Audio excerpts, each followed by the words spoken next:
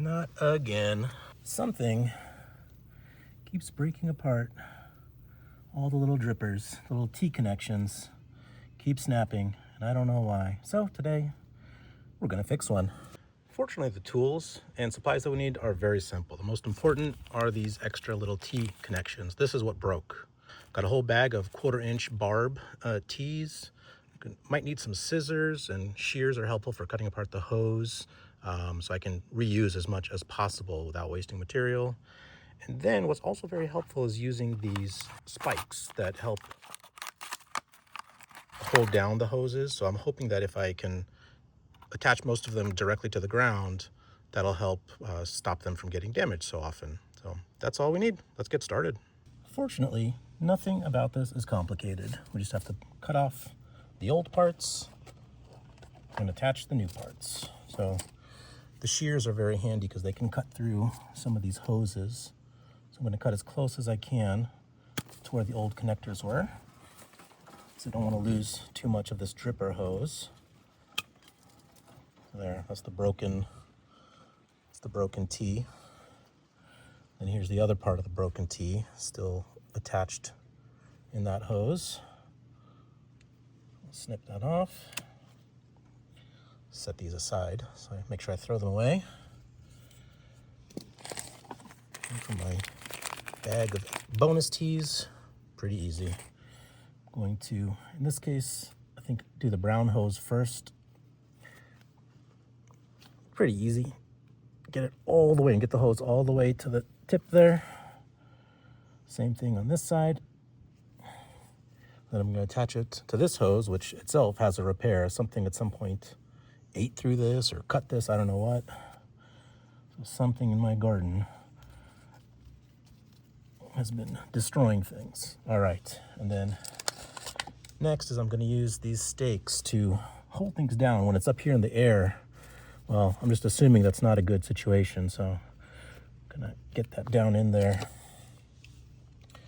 And, ooh, here, I have a rock I can use. All right, everything's a hammer. That's one stake.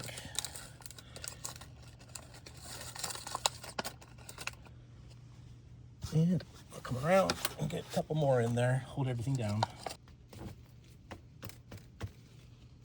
And maybe one more. These stakes are cheap, might as well use a lot of them. And wouldn't you know it, I actually have a second one that's broken right over there. Whoever you are, stop breaking my T's. All right, same situation as before. We have the broken T here that we're gonna cut off. The replacement T, bunch of spikes, and a big rock.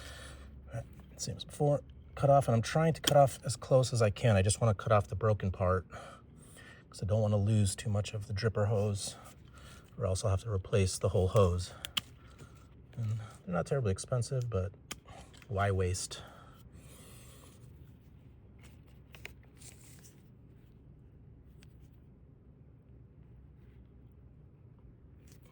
One side,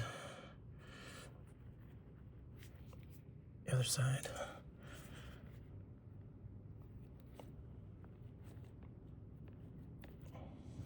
Yep, there you have it. And some of the spikes. Hammer. And I'll go around and put a few spikes all the way around.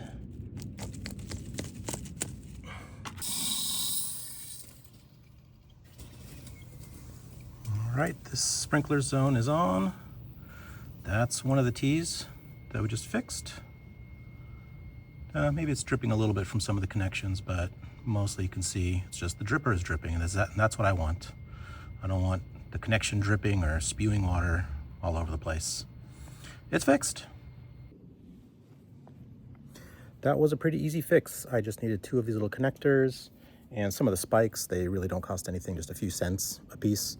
And just a few minutes of time. And even though the fix was really easy, it's gonna save me some water because I don't want to water I don't want to pour water all over the place. I just want it to drip around all those shrubs and do some good watering. See you in the next video.